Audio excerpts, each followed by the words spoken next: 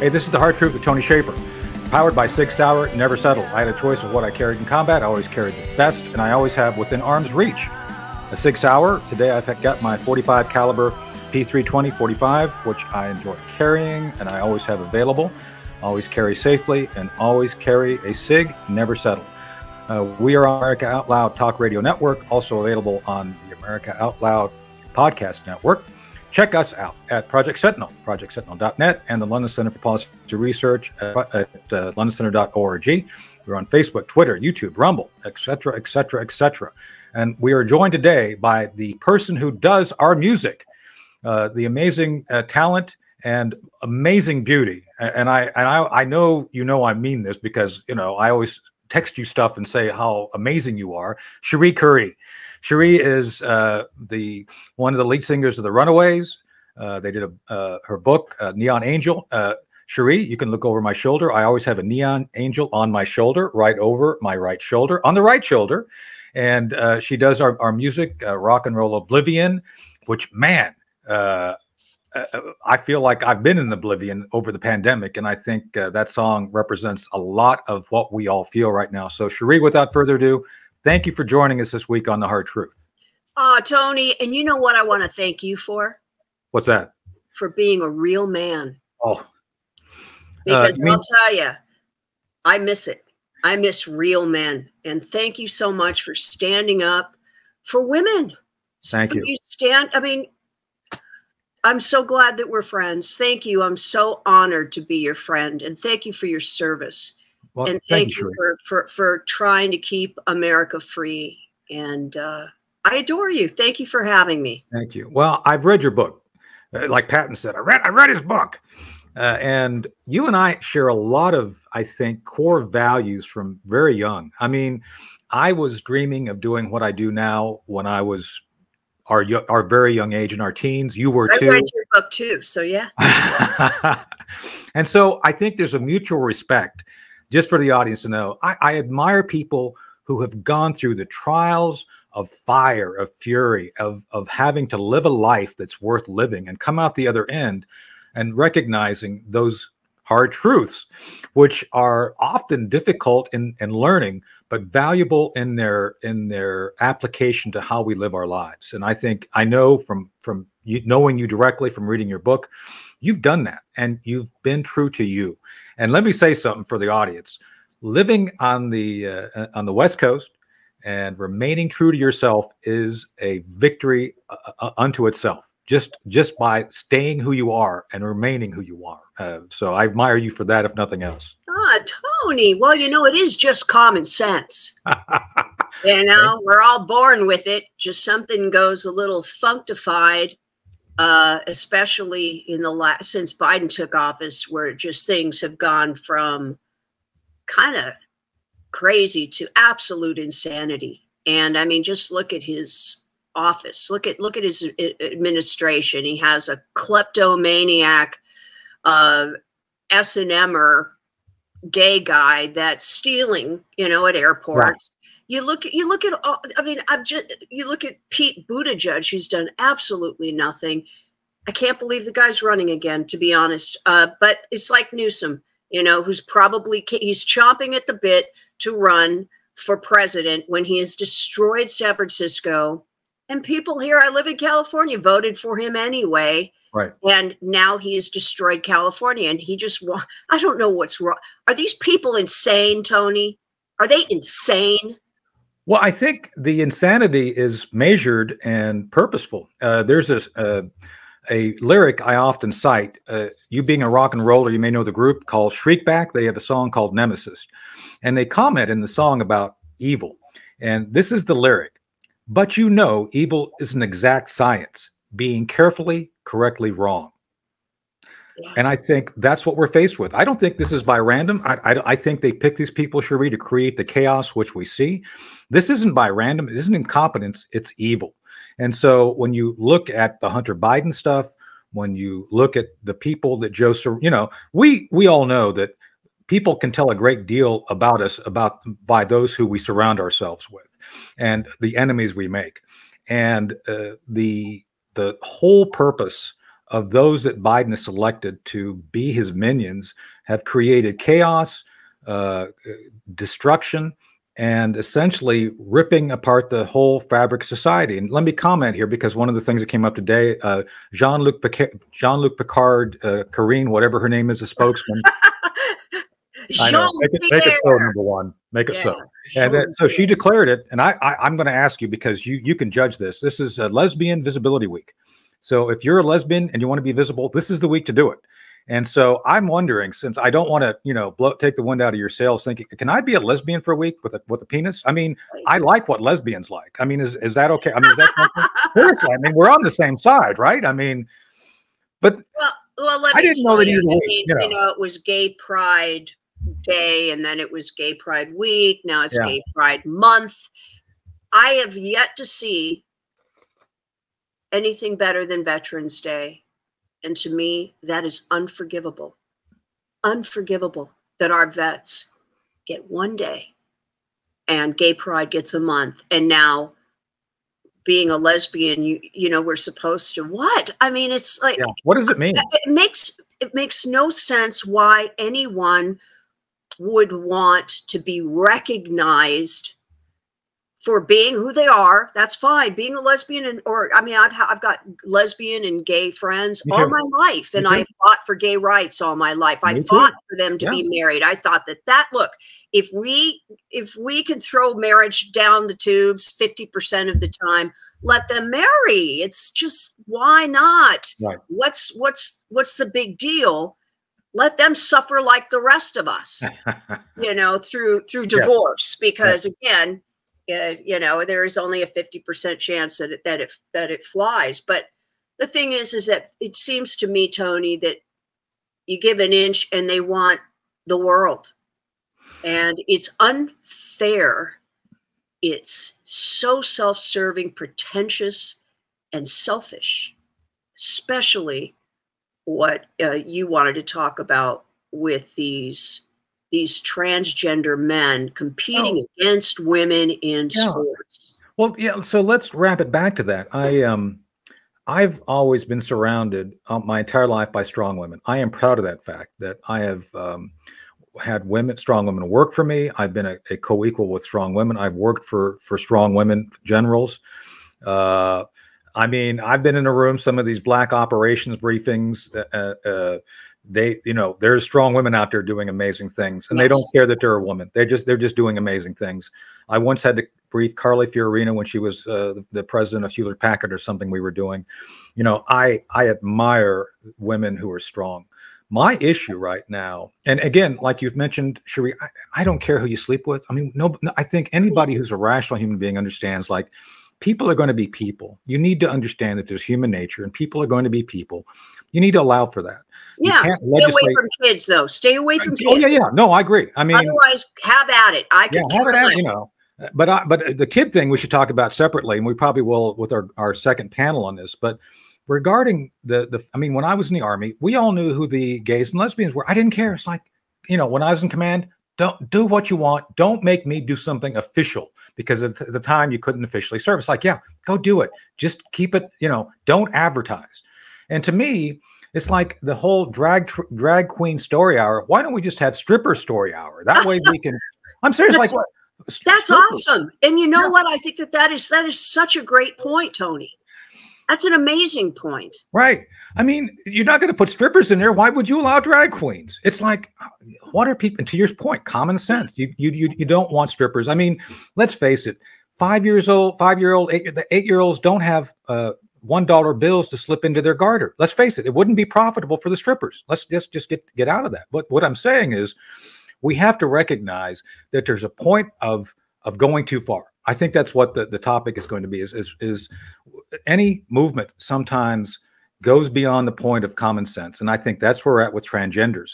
One of the things I was just talking about before we came on is this transgender athlete who actually, I'll just read it to you here because this just came out. Transgender marathoner Glenique Frank offered to give back medal after beating 14K females in the London Marathon. Now, keep in mind, this guy who put a wig on to run in London to be a girl for the purposes of the exercise had just competed as a man a week before in New York. As Glenn. Yeah. So, you just add a Q-U-E on the end, and all of a sudden you can race as a woman. It's insane. Exactly. And so we're supposed to be okay with this, Cherie? I mean, how is this? We're not supposed to be okay with it, Tony, because there is nothing okay with it. And as you know my history, you know I was kidnapped by a murderer. Absolutely. 77. You survived. He held me for 5 hours. And let me tell you something. I fought for my life. And there was a time when I had to give up because I knew there was no way I could outpower this man physically.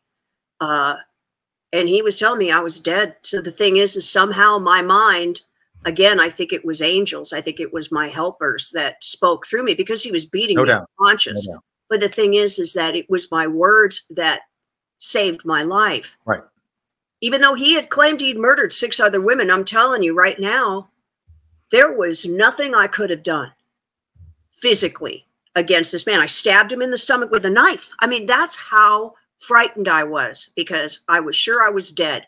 So my idea, Tony, is that any person, any woman that believes that it's okay for a transgender man to compete against women in sports, then I think it should be an obligation that that person find a man and then slap him as hard as you can across the face and then let him do the same to you. And I guarantee you it'll knock you cold. Oh, yeah.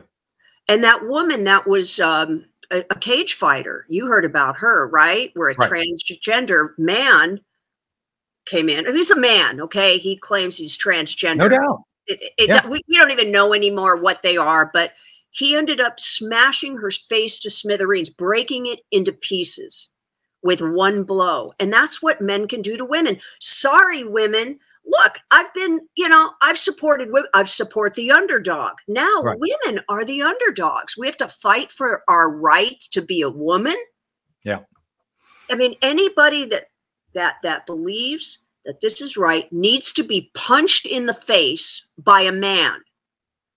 I mean, it'll knock you cold, but you know what? Hey, if you believe in it that much, then you should be waiting in line. There should be lines of women saying, sure, I'll do it. And I guarantee you it would change their minds because all of a sudden, because with the left, I mean, isn't it true when it affects them personally, whether it's financially, whether it's their job, whether that's the only thing that changes their mind is when they've been able to, experience the brutality, the force of a man versus a woman, these idiots. So I'm with you. And I think this is the clear distinction between left and right, conservative and liberal, is that liberals and progressives always plan and project things without them being personally involved.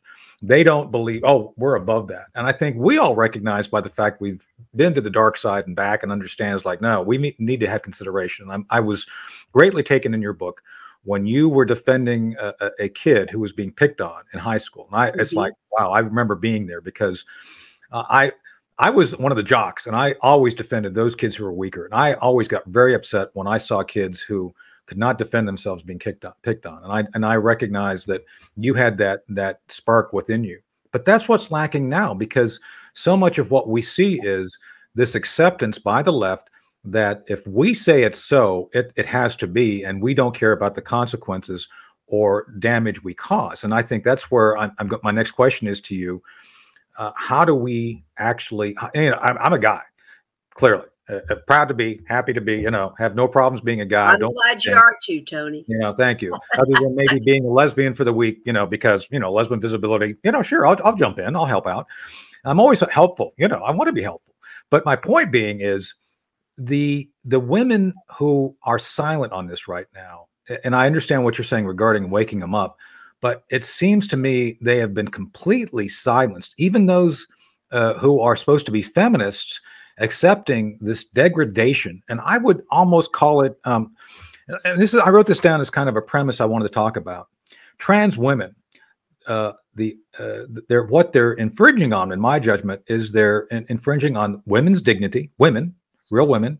They are happy to make women uncomfortable by this whole using their restrooms, and basically dominating women, sports and broadcast and all these other places.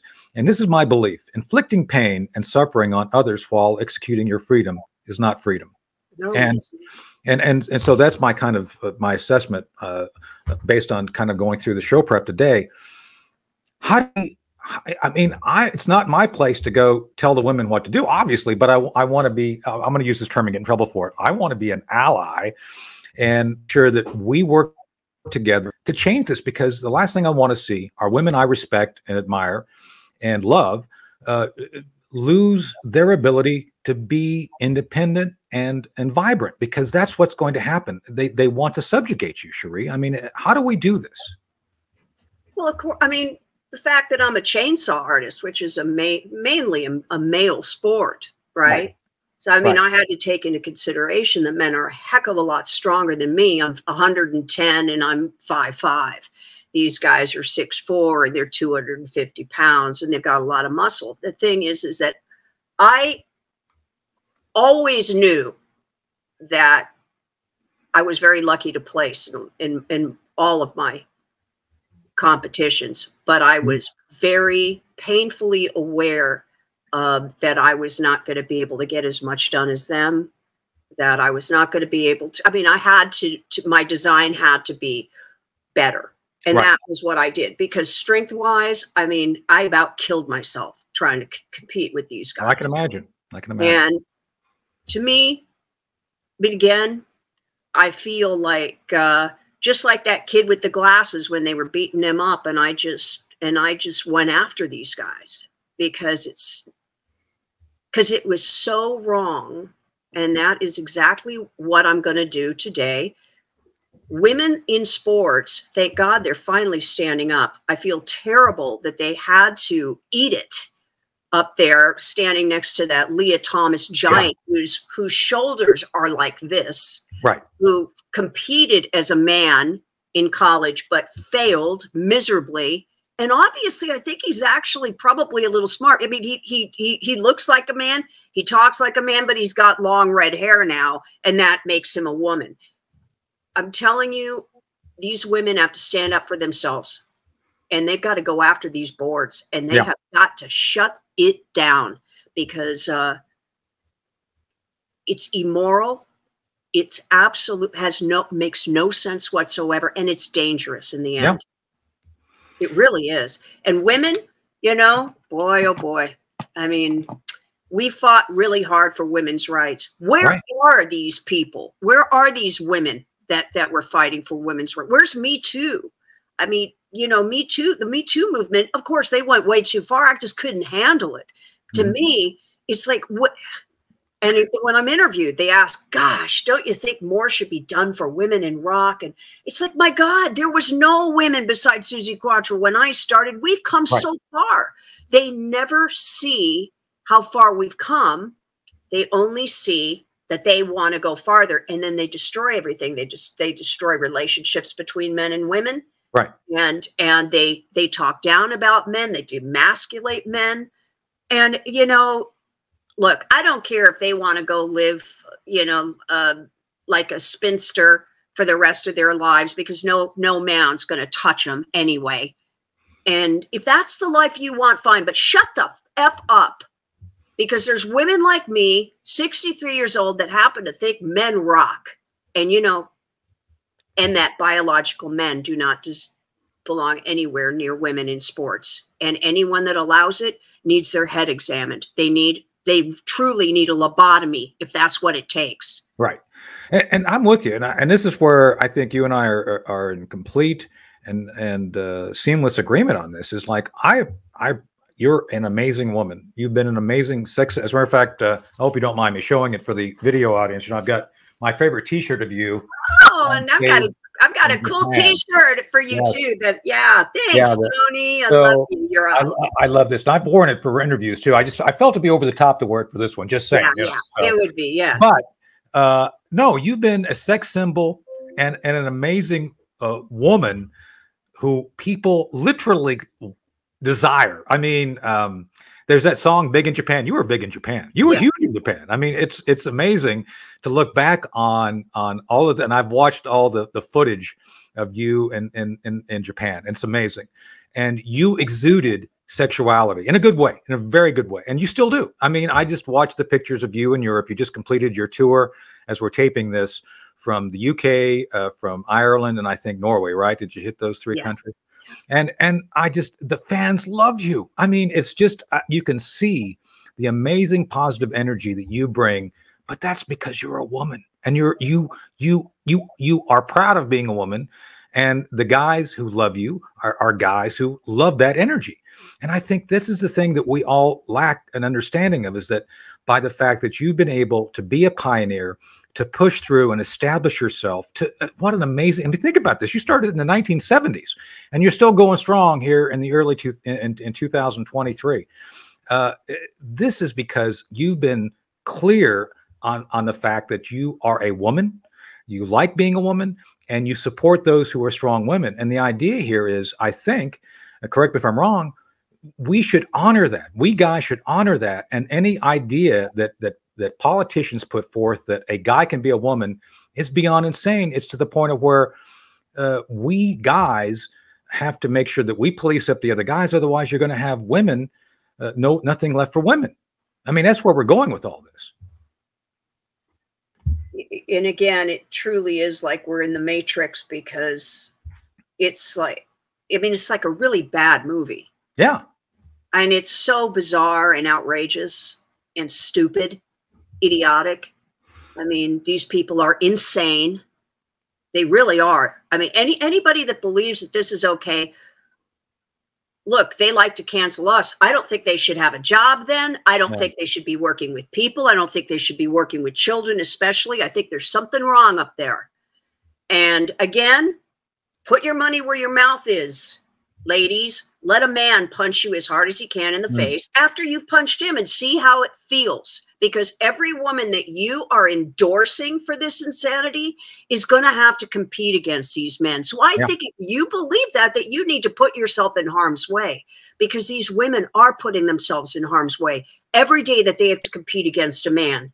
And I honestly, I saw something online yesterday where I was reading again about this cage fighter, and one person made a very good point in the comment section. They said, you know, women should just walk off.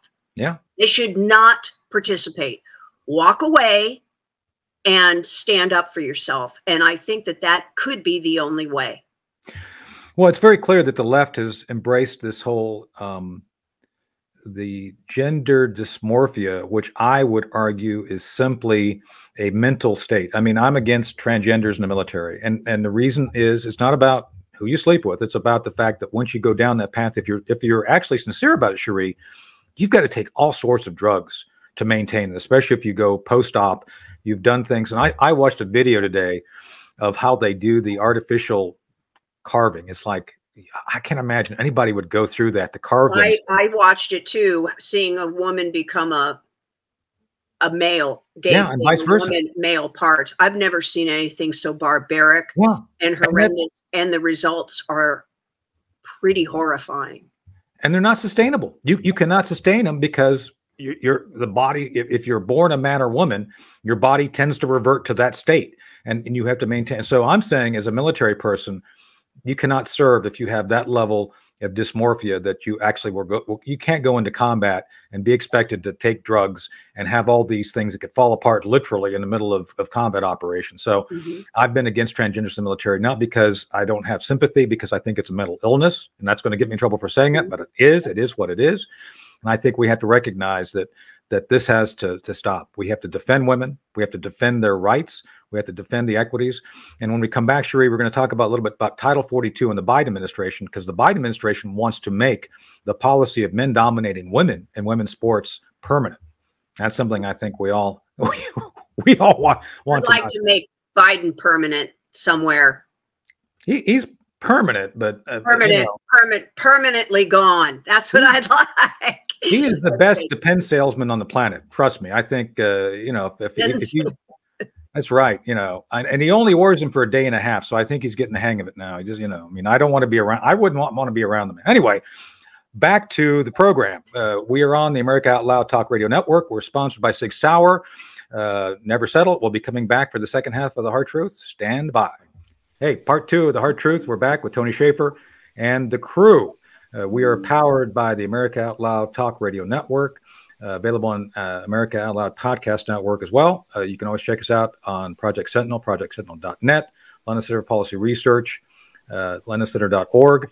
And of course, as I mentioned, I forgot to mention, I better mention it again, Sig Sauer, Never Settle. I always carry a Sig. I had a choice of what I carried in combat. I always carried the best. The best is Sig Sauer. And again, Never Settle. And we have today with us our special guest who does our bumper music, which you just heard. Rock and Roll Oblivion, Cherie Currie. Cherie is still with us for part 2 of our lightning session, where we go through all the issues and talk about the current events. We're now joined by the, let me see which adverb I'm going to use today, that magnificent Elizabeth Frankenkamp. Adjective. That's an adjective. The adjective. And then, the brilliant Tanya Miller and the convivial Chris Cordani. How about that? I like that. I like that a lot. That works for me. Good. So here we go. So we talked, and I made a mistake. I talked about the wrong title, but let's talk about how the Biden administration is working right now to take the insanity that is the transgender movement and those elements which are trying to create conditions for subjugation of women. Let's just be honest here.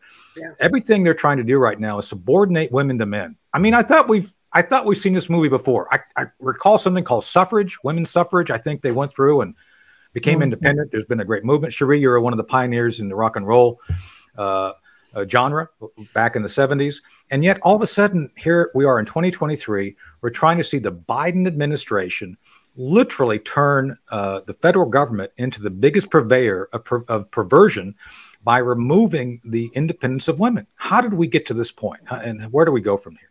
So, Cherie, you want to start? Well, first, my twin sister Marie, she called me this morning to say that there was a young person that went through some transgender surgery, too young, had been taking hormone blockers since he was very young, and it turned out that because his penis didn't grow large enough to make a vagina, they ended up using his intestines to make I heard vagina. About this. Yeah. And he died of E. coli. Right. Now, that's how inept these doctors are. I mean, E. coli from an intestine put into him, and he died. And even you look at Jazz, who, you know, I Am Jazz, that show that's been going on for like a decade now. And that poor man, I mean, he's been mutilated. Same thing happened to him or her. She's been through so much. I'm going to give it to her. She's never had an orgasm. She doesn't even know what that means because she started so young. They couldn't build a vagina for her. It ripped open. And these people have to be stopped. They really have to be stopped who are touching these kids. And we know with Jazz, it was all about the money, right? I mean, that was the first of its kind, to follow a young kid who felt like he wanted to be a girl. And look how terrible it has turned out right on national television. It has to stop. And all these people that are inflicting this upon our children, upon us, it's going to be short-lived, because to me, it's like, oh, look at the crazy going on over here while we do the real bad stuff over there. Because this is so insane that it literally is like we're in some awful B movie that just could never happen. That's how crazy and effed up these people are. Right. So anybody else want to comment before we move on to? Well, yeah, you're right, Cherie. I don't want to talk too long because I'm sure Tanya has a lot to say too, but I agree. And what amazes me, it's the whole picture. It's of course the doctors, the medical people who are doing all these surgeries, but it's also the parents who are allowing their kids to go through this. And it's the teachers and the whole, public school system that allows all this to take place, you know, where once again, the children are being indoctrinated, or if you want to use the word groomed. So it's like, there's so many people involved, and it's, I know in one of our previous shows, I believe Tony had made a point, there has to be an actual cultural change because too many people are buying into this crap. And another thing that amazes me, they're not thinking of the second and third order effects of what they're doing. They're just thinking, right now, I feel very confused about my sexual identity. Don't get yourself cut up. Go to a compassionate, loving, caring counselor, someone who can actually help you get to the root of your problem. Because I can guarantee you 99% of the people who think they want to have a sex change, almost 100% of the people who live as transgenders, it's not a medical or physical problem. It's an emotional, spiritual problem. And they're not getting to the root of it. And that's what they really need to do. And I'm hoping shows like this, and maybe even more, the more we can really show people. And so many people on the other side say, oh, you're so hateful. No, I actually care about people. I care about your future. And just like you said, there's several people who went through these surgeries, they end up dying. The one person got E. coli. I mean, they're not thinking about the second and third order effects. And we have to care about people enough to respect them, put their arms around them, give them a hug and say, I'm going to help you. I'm going to be with you. And I'm not going to let you make a stupid mistake. Like you said, they're like so insane. It's like, you really need help. And you just want to comfort them and hold them and say, I care about you enough to help you get through this, but I'm not going to let you mutilate your own body. And you're not going to go to a doctor or whoever is trying to encourage you to get surgery. So Elizabeth, that's one of the things you can't do now. Can I just say that, in the mid 70s, that's when it really was sexuality. It was swinging both ways. Trust me, I was only 15 years old when I actually was with a girl. And that was kind of, in the mid 70s, it was love who you want to love. And they were really hyping, lesbianism and being gay and all this. And of course, you're kind of a little interested in that. I was. But the thing is also I'm a twin. My twin was very popular. I was the runt. And I wanted to be as far away from her to have my own identity. And I really loved Bowie, and I would dress like a man, dress like Bowie. Today, they would be telling me to go on hormones. Today, they would have been telling me as a 15-year-old that you're really a man in a girl's body, and we need to help you with that. Well, it was a fucking phase, okay? Right. Excuse the F-bomb. It was a phase that I went in and out of a couple of times, and I realized that it was just all about just experimentation. But they would have loved to have. They would have had me on a table. And the danger zone is that I'm sorry to interrupt. The danger zone is that very point that you made. They're taking it's not the carrying like Elizabeth brought up.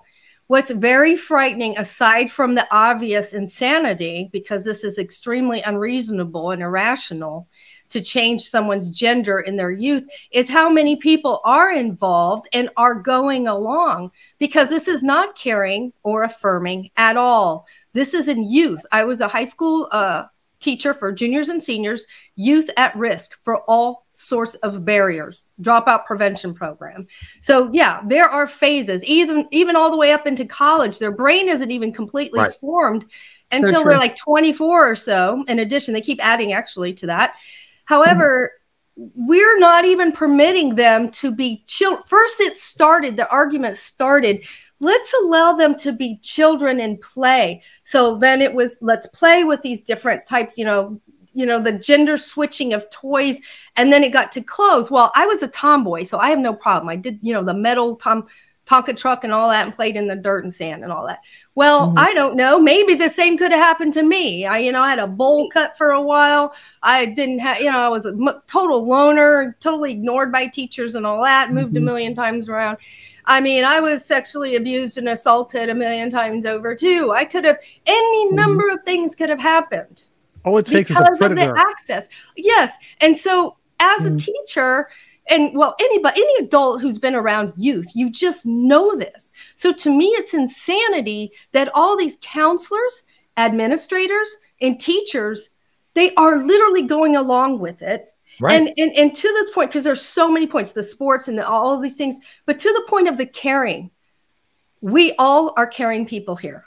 I love, just like your story, Cherie and Tony, about bullies. I too, I was being bullied tremendously by white kids, black kids, people who can't figure out what my ethnicity is, teachers, what have you. And then it flipped. But at the same time, when I got older, I started defending the marginalized at that point, which was at the time gay and gay rights, gay marriage. I too fought for their rights. At this day, we stand at a different, we're in different areas now, because those friends that I fought for, I think they feel caught up in this trans issue that they have to be either silent and not share that they are gay or bi, and they don't agree with this. So they just don't really talk about it. But there are more and more gay or people who like to dress drag. I rented from somebody who dressed drag. I know people about the whole genre, okay? It's not about caring. We're not bigoted. We're not all of these things. It's not about taking away our rights. It's about the children and what impression are you having on them, because it is, and they don't like us using the word grooming, okay? So it's not that I'm afraid. Exactly, what is it? But when you have this much propaganda, and you can't say anything because of the threat of a lawsuit, the threat of a parent coming in, and the ACL. I mean, I have no idea who is supporting what now, but we should have gone back to the children, like you said, taking care of the children. It is insanity. It is irrational.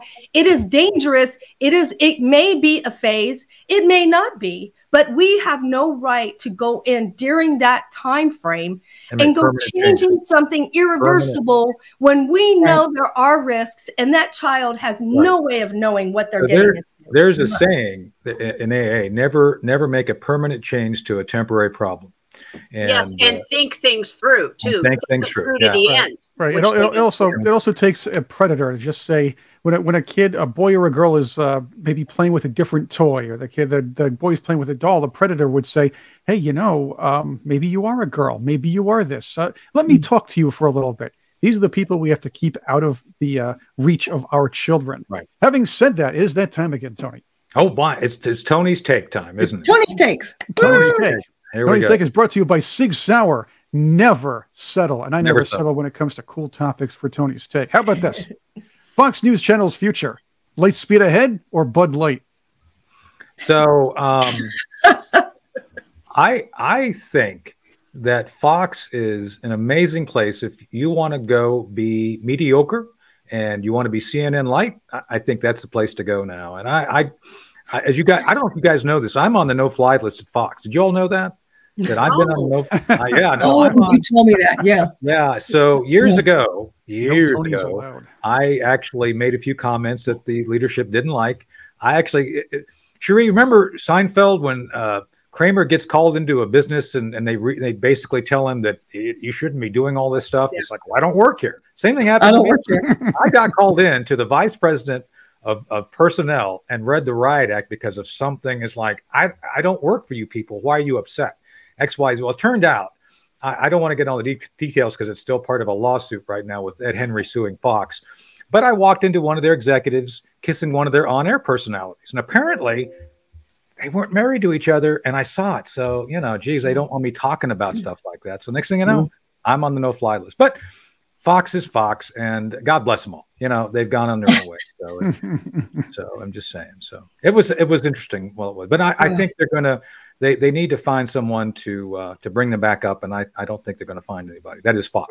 Well, I remember when Bill O'Reilly got canned, and I loved watching Bill, even though I thought he was an arrogant, pompous ass. I was on Bill. But when they pulled him, I thought, and all of a sudden I saw Tucker took his slot, and I fell in love with Tucker just immediately because he just doesn't go with the narrative. Right. He asked questions. He was asking questions about the Ukraine, and he was.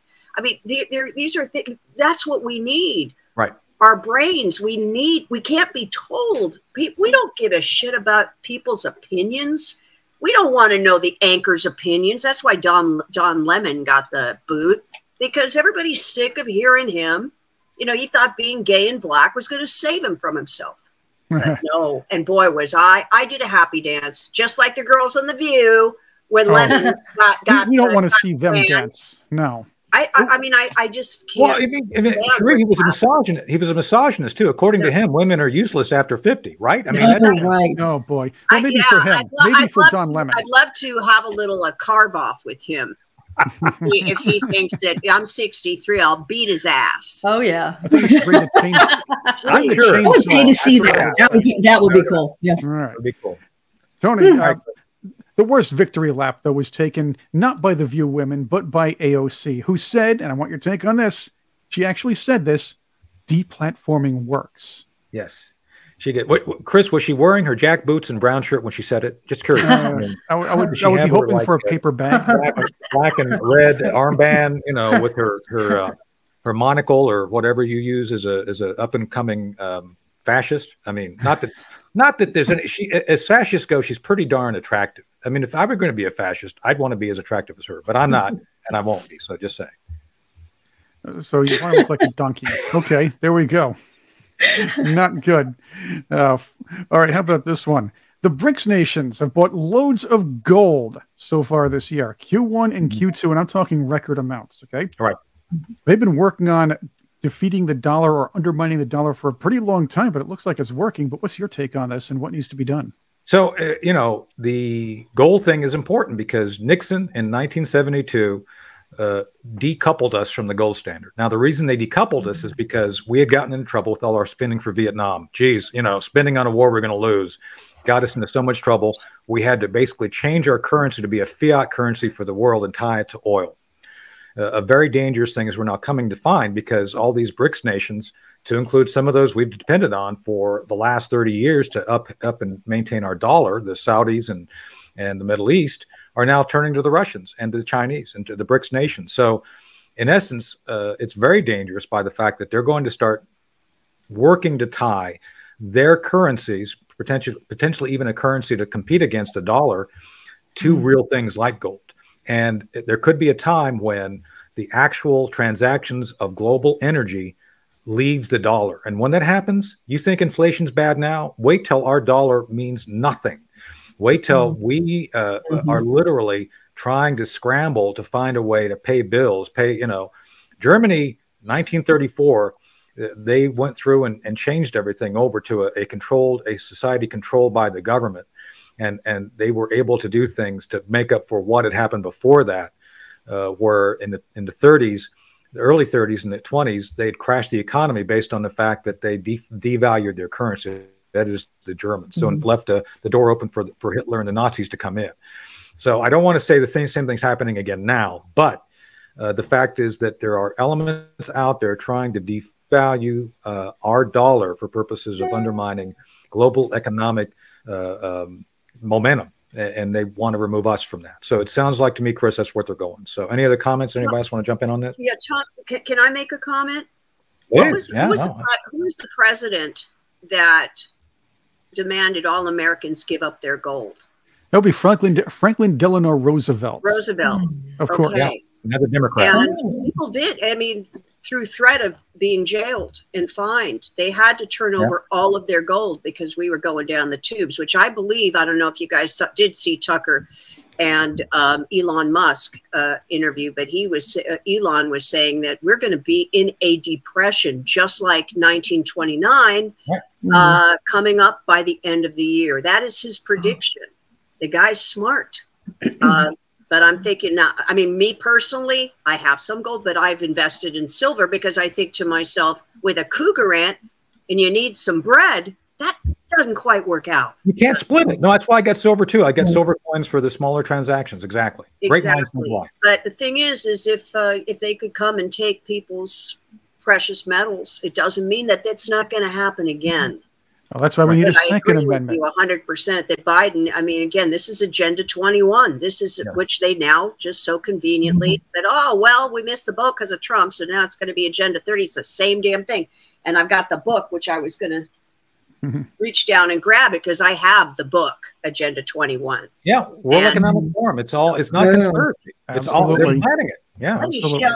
So is the digital currency and all of the AI that can lead to how they can enforce that. Yeah, we're going to have a separate show on AI. And all that. Right. Oh, yeah, it's going to. It's leading up. It's all going. This is all on purpose. It's a set up to destroy. Is certainly how everything is happening. It's like whack-a-mole. Everywhere you turn, it's constant distraction of one major issue after another. And so, yeah, we're trying to hold on. What assets can we have? What resources do we need? But at the same turn, we don't know what they may do to control what it is that we do have or invest in. That's a good point. Yeah. So, Cherie, did you find the book? Yeah, you know what? I moved it because as you can see, I have a session I've got to do later. We'll be. I placed it somewhere farther away. Oh, there it is with Tony's book. There we go. Hey! Bring it over. Bring it over. Anyway, but we ought to do a separate show on this very issue because digital currency, AI, one of the things that we've all talked about behind the scenes right now is the upcoming AI wars. Remember Skynet from Terminator? The Forbin project from the 1970s, it's all coming. So, I mean, should we go ahead and mention the book? Agenda 21. Agenda 21, it's a biggie, too. It's a big one. And this is the United Nations Program of Action from Rio de Janeiro. That's right. Yeah. And this was the Earth Summit, Agenda 21, where they were sitting there. This is from 2013, actually. Yeah. And they were sitting there trying to figure out. And again, Elizabeth had brought up about school, and they took 2005 to 2015 to be the decade of Agenda 21. And that's where they were teaching our children to not trust their parents, teaching our children not to trust government, that, you know, and elevating these kids to where they're superstars and there's no consequences for any of their actions. Right. And it's, again, these are evil. And like even Marie said this, and Marie says, hi, Tony, by the way. I mean, she said the devil is among us. And look, I'm a big Jesus Christ person because he was real. I believe in him because I have to believe in a power greater than myself. I have to, because otherwise it's just a lonely life. Exactly. But this is all part of Agenda 21, and they're just knocking. Look, if your kids are taken away from you, that destroys a parent.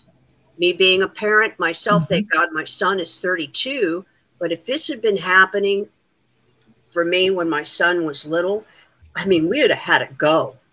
I mean, every school board, I'd have been there. I would have opened, but you know, these poor parents are just being vilified for saying, no, I want to wait till they're 18. You don't wait till they're 18 for crying out loud, right? Yeah, there's a fight down here in our county on the school board. As a matter of fact, one of my close friends, a retired Army colonel, joined the board, and we're trying to make changes. And that's the key. Parents need to get involved. If you don't sit back, you know, there's no plan. We're the plan. Don't sit back. Don't trust the plan. We're the plan. Get involved. Go do things. If you think something's wrong, take Cherie's advice. Go get involved. Do something. Don't stand back. For you, Tony. Yeah, don't give these people the what for. That's right. And don't let girls compete with boys. Don't stand for that. Exactly. You know what? I mean, I can't believe that woman's face being smashed to smithereens wasn't enough, but they're not talking about it. No, that stuff happens around here. On the news. Right. That stuff happens around here. There's going to be a row. That's what I'll tell you. Tony, one more take. Here's another take. All right. Cuba. Okay, according to Breitbart News, I read this. Cuba is canceling its communist International Socialism Day parade on May 1st. I was so looking forward to that. I don't call it. They don't call it May Day. It's International Socialism Day for people like that. You know why they're canceling it? Because the gas shortage. Gas prices are too high.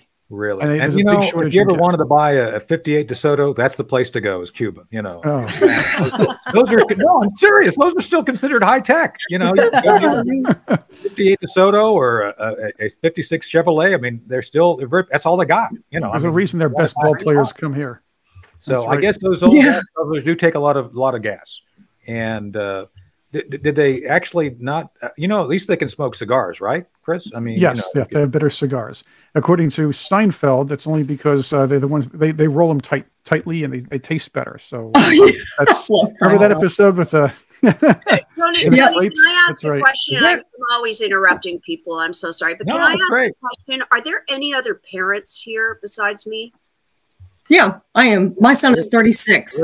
My son is 36, and unfortunately, he's very liberal. Yeah, he was raised in a Christian home, and then when he was like getting toward the end of graduating from high school, he went to Hampden Sydney College, which is in Virginia. It's an all-boys school. He decided to be atheist, and he is so far left. And I want to have normal conversations with him, but it's impossible to have a mature, intelligent debate with him because he really thinks I'm just evil because I voted for Trump. It's like, really? Because I think he's like, I mean, he says, please don't. I mean, he's literally starts short circuiting if I bring up anything that's negative to Newsom or. But my question to you, because by raising my son and my husband at the time was working, so I raised him, and sexually because we want to be good, kind of cool parents, and I bought the box of condoms when he was like 12 because I didn't know with boys. I'm a girl, right? I didn't know when that would happen, but I wanted to be kind of groovy.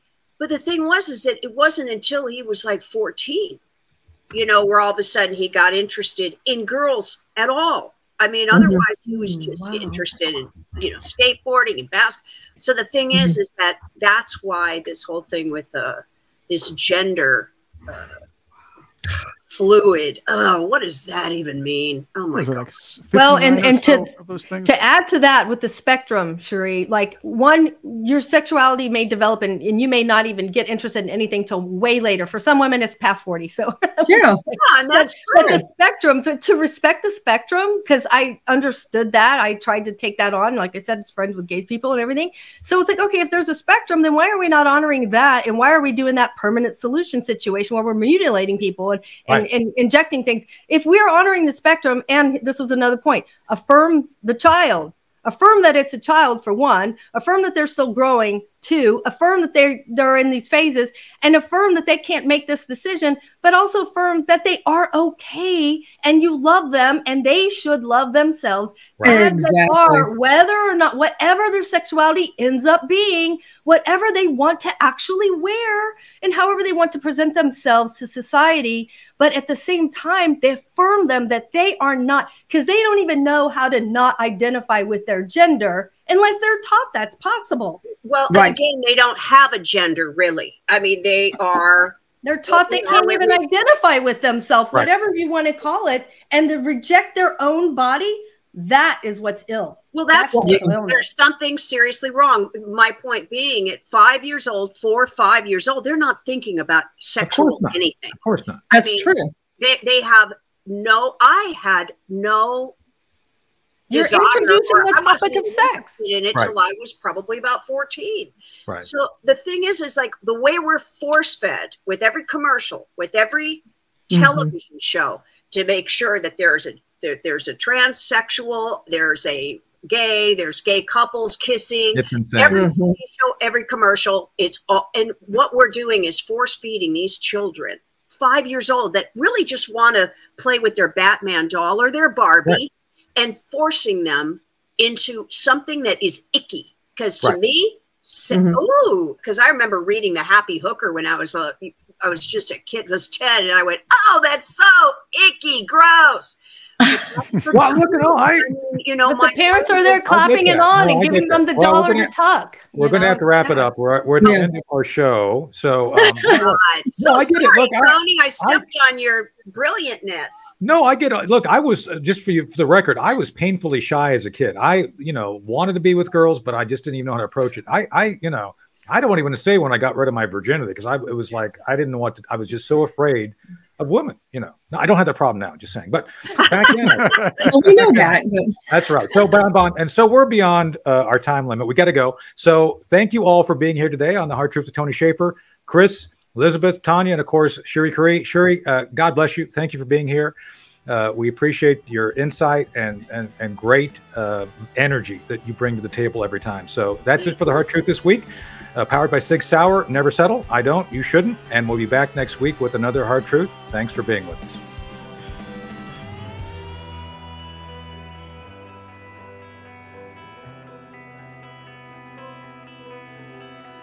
I woke up in a derelict delirium to a stranger's kiss and a broken opinion.